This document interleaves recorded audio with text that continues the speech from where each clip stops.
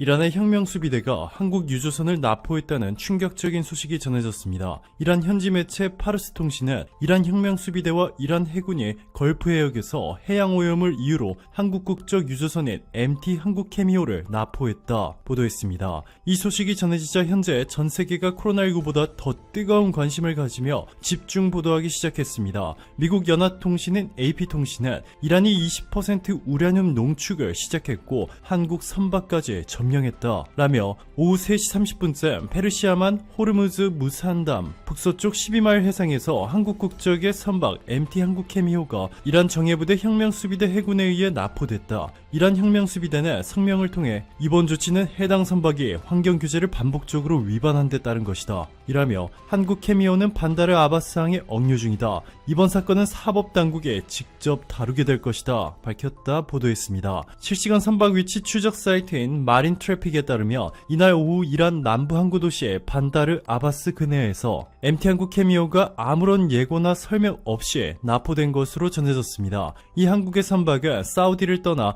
아랍에미리트의 푸자이라로 향하고 있었고 선박 소유주는 부산에 위치한 DM시핑인 것으로 알려졌습니다. DM시핑은 오일 제품이나 석유화학 제품을 운송하는 한국의 선주 회사입니다. DM시핑 관계자는 연합뉴스와 인터뷰에서 이란 혁명수비대가 접촉한 해역은 공해상이다. 환경오염은 없었다. 이란 혁명수비대 군인들이 오전 11시 30분쯤 배 위에 올라왔다. 이란 혁명수비대는 이란 해역에 들어가서 검사받을 것을 요구했고 선장이 왜 그러는지 이유를 물었지만 아무런 대답을 듣지 못했다 라고 밝혔습니다. DM시핑에 따르면 해당 선박에는 한국인 선원 5명을 포함해 미얀마인 11명, 인도네시아인 2명, 베트남인 2명 등 총 20명이 승선해 있었고 메탄올 등 3종류 화학물질을 싣고 있었습니다. 납포 당시 해역은 선사 소속 배가 수시로 드나들었던 곳인데다가 선사 측에 따르면 선박과의 전화는 몇 분 만에 끊어졌지만 선박에 설치된 결정적인 증거 CCTV로 배가 이란 항구까지 움직인 모습이 모두 증거로 남았습니다. 선장도 15년 경력의 베테랑인 것으로 알려지면서 이란의 조치에 대한 전 세계적인 비난이 거세지고 있는데요.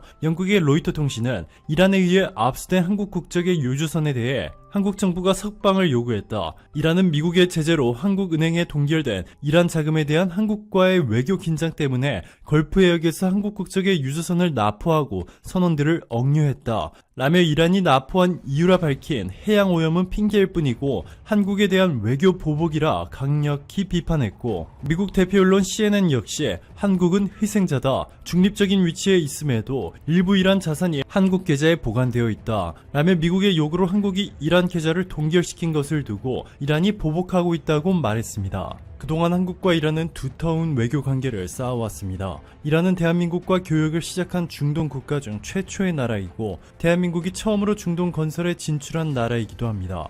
1961년 대한민국의 중동 친선 사절단이 이란을 방문한 뒤 한국과 이란은 1962년 10월 23일 수교를 시작했고 1967년 처음으로 주이란 한국 대사관이 설치되면서 한국과 이란의 우호 관계는 긴밀해졌습니다. 이후 이란은 한국 기업들의 막대한 수주를 선물해 주었는데요. 대림산업에 100억 달러에 육박하는 박티아리 수력 발전댐, 이스파한 아와즈 철도 사업을 맡겼고 현대로템의 철도 차량 150량 공급 사업, 현대 엔지니어링의 사우스파 12 확장 사업, 현대건설의 잔잔 네이자르 바프 가스복합 발전소 프로젝트를 전적으로 맡겼습니다. 당시 쟁쟁한 글로벌 건설 회사들이 많았음에도 한국 기업들의 수주를 몰아주며 두 나라의 외교 관계는 한층 더 강화됐습니다. 그런데 최근 몇 년간 이란의 행동들은 믿을 수가 없을 정도로 불쾌감을 드러내고 있습니다. 한국에서 평창 올림픽이 열렸을 당시에 모든 국가의 선수단들은 갤럭시 노트 8 올림픽 에디션을 받았습니다. 100만 원이 넘는 고가의 제품이었고 올림픽 특별 에디션이었던 만큼 반응은 상당히 뜨거웠는데요. 이란과 북한 선수단에게는 갤럭시 노트 8 올림픽 에디션을 제공하지 않기로 했습니다. 갤럭시 노트 8 올림픽 에디션의 국가별 지급 문제는 IOC의 소관이었습니다. 삼성전자는 어떠한 결정 권한도 없었는데도 이란 현지 언론들은 한국을 맹비난하기 시작했습니다. 이란 강경 보수신문인 K하는 이란 선수의 스마트폰을 주지 않은 것은 이란을 모욕하는 행위다. 삼성전자가 이란으로 제품을 수입하는 과정에서 탈세 사실이 있는지 정부가 철저히 조사해야 한다. 정부가 가만히 있는다면 이란 국민이 응징해야 한다. 한국 제품, 특히 삼성 제품을 사지 않는다면 그들은 자신의 행동이 어떤 결과를 낳을지 알게 될 것이다. 전했고, 또 다른 이란 언론 타브낙은 문제의 스마트폰을 파는 게 아니고 음식이나 물, 선수촌처럼 올림픽 개최국에 지원하는 서비스다. 한국과 삼성전자는 우리 선수뿐만 아니라 이란 전체를 모욕하려고 그렇게 결정했다. 한국의 조직위원회와 삼성전자의 행위는 올림픽 정신을 위배한다. 라며 맹렬히 비판했습니다. 이란이 핵 합의를 어기고 불법으로 핵 개발을 강행하는 바람에 유엔과 유엔 회원국들이 이란에 대한 제재를 시작한 것이 문제의 시작점인데도 이란은 그저 한국을 깎아내리기에만 급급한 모습을 보여주었습니다. 심지어 당시 이란 외무부는 김승호 이란 주재 한국 대사까지 소환했고, 바흐람 거세미 이란 외교부 대변인은 삼성전자에 현명하지 않은 대처에 사과하지 않을 경우 이란과 교육관계에 영향을 미칠 수 있다 경고하며 자존심을 앞세우기 바빴습니다. 그리고 이번에도 미국의 대이란 제재에 따를 수밖에 없었던 한국에 복수하기 위해 한국 선박을 납포하기까지 이란이 넘지 말아야 할 선까지 넘어버렸습니다. 결국 한국 군 당국이 움직였습니다. 군 당국은 청해부대 최영함을 호르무즈 해협 인근으로 긴급 출동시켰습니다. 오늘 새벽 4시쯤 도착해 임무 수행에 돌입한 것으로 알려졌는데요. 한국의 최영함은 바레인에 있는 연합해군사령부를 비롯해 외교부와 해양수산부 등과 긴밀히 협력해 상황에 대응할 계획입니다. 한국 청해부대 최영함 파견이 이란에 너무나도 위협적인 것은 그동안 최영함의 업적을 보면 쉽게 알 수 있습니다. 최영함은 특수점 장병으로 구성된 검문 건색대와 해상작전 헬기를 운영하는 항공대 장병 등 300명으로 구성됐습니다. 청해부대 최영함은 지난 2011년 대한민국의 3호 해운 소속 선박 3호 주얼리호를 피랍한 소말리아 해적들이 몽골 선박을 추가로 피랍하기 위해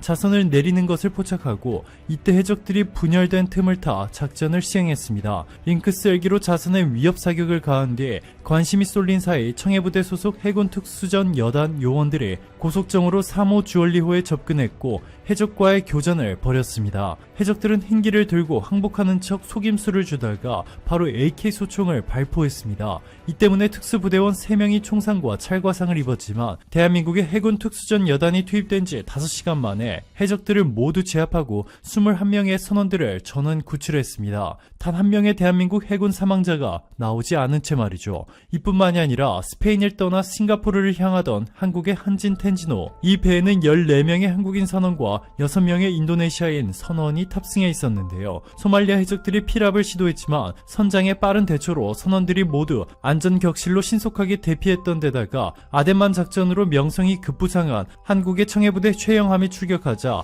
해적들은 피랍에 실패한 채 주랭랑을 쳤습니다. 이번에는 이란에 한국의 청해부대 최영함뿐만 아니라 페르시아만 바레인에 소재한 미 해군 5함대 역시 이 상황을 인지하고 주시하고 있는 것으로 알려지면서 이란이 받고 있는 압박은 한층 더 높아졌습니다. 로이터 통신에 따르면 미국 국무부 대변인은 이란은 즉각 한국 국정 유조선을 억류 해제하라, 이란 정권은 국제사회의 제재 압력 완화를 얻어내려는 명백한 시도의 일환으로 페르시아만에서 항해의 권리와 자유를 계속 위협하고 있다, 우리는 이란의 유조선을 즉각 억류 해제하라는 한국의 요구에 동참한다 라며 이란의 마지막 경고의 메시지를 보냈습니다. 오늘도 감사합니다. 최고로 멋진 하루 보내시길 바랄게요.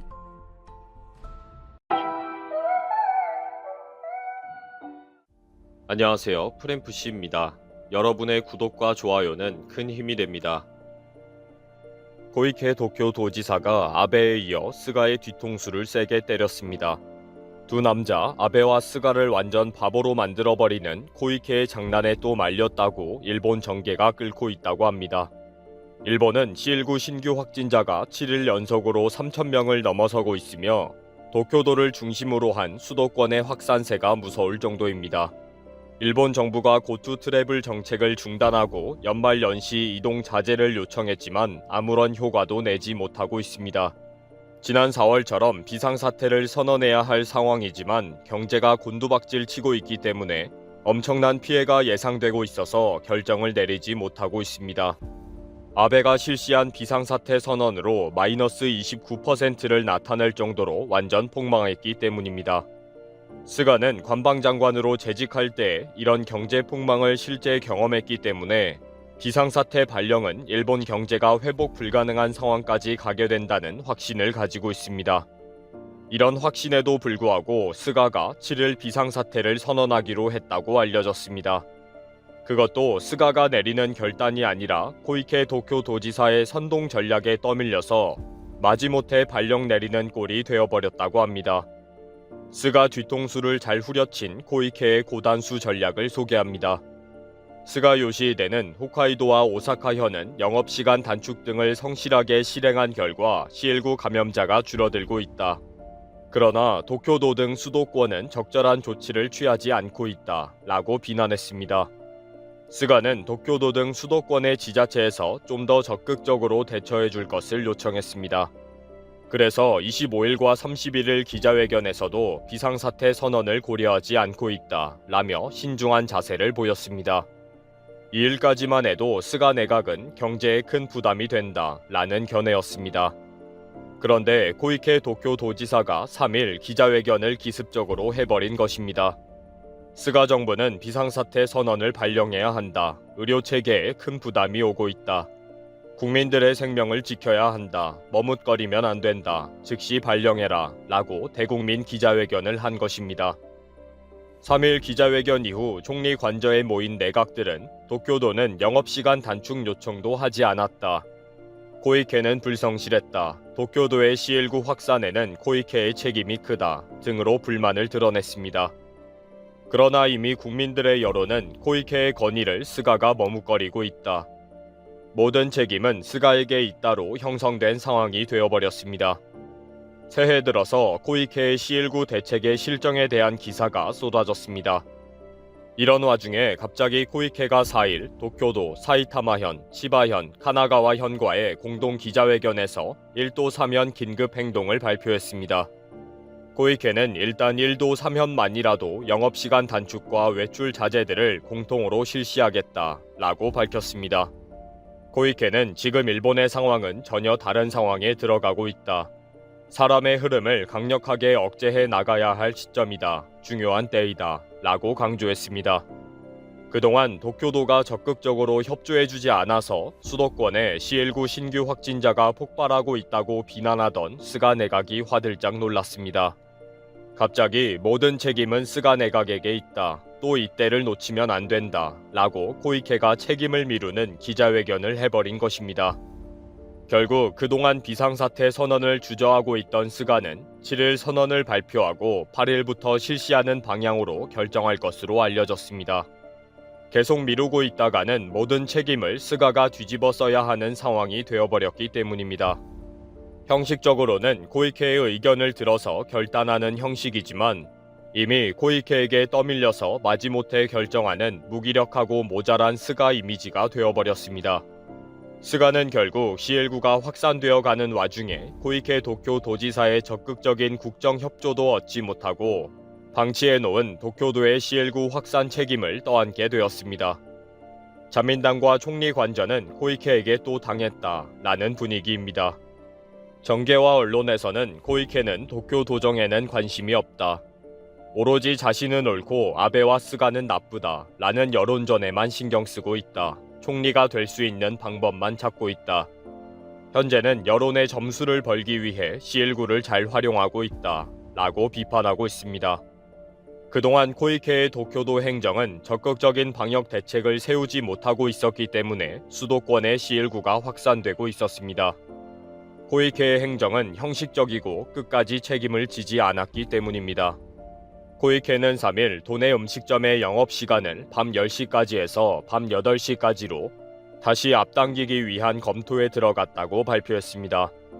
그러나 지금까지 밤 10시 규제도 지키지 않은 음식점들이 호응을 해주지 않을 것이라고 보고 있습니다. 도쿄도는 이미 지난해 12월 18일부터 음식점이 밤 10시까지 영업을 하면 협력금 100만엔, 약 1,050만 원을 주겠다라고 했지만 번화가 등에서는 밤 10시 넘어서도 영업을 해왔기 때문입니다. 음식점 주인들은 경영이 어렵다. 100만엔은 도움이 안 된다. 앞으로도 밤 10시 이후에 영업을 계속할 것이다. 라고 밝히고 있는 상황입니다. 코이케는 이렇게 음식점들이 밤새워 영업을 하고 C19가 확산을 해도 별다른 조치를 취하지 않았던 것입니다. 그러던 코이케가 지난 3월에 아베는 비상사태 선언을 해야 한다 라고 기자회견을 하면서 위기감을 조장했고, 결국 아베는 4월에 비상사태를 발령했던 것입니다. 물론 일본 경제가 마이너스 30%로 폭망한 책임은 아베가 다 져야 했고요. 이번에도 코이케는 비상사태를 촉구하는 위기 조정 능력이 있는 결단하는 지도자의 이미지는 다 챙겨가고, 일본 경제 폭망의 책임은 스가가 다 져야 하는 판이 된 것입니다. 일본 정계에서 스가와 코이케는 견원지간으로 널리 알려져 있습니다. 스가는 코이케가 2016년 자민당을 탈당하고 무소속으로 도지사 선거에 출마하자 퍼포먼스를 앞세운 극장형 인간에게 도쿄 도정을 맡겨서는 안 된다고 강하게 비난했습니다. 또 지난해 도쿄에서 C19 환자가 급증하자 스가는 이는 전적으로 도쿄 문제라며 코이케를 몰아세웠고, 코이케는 아베 내각이 제대로 대응하지 못한다고 맞받아치기도 했습니다.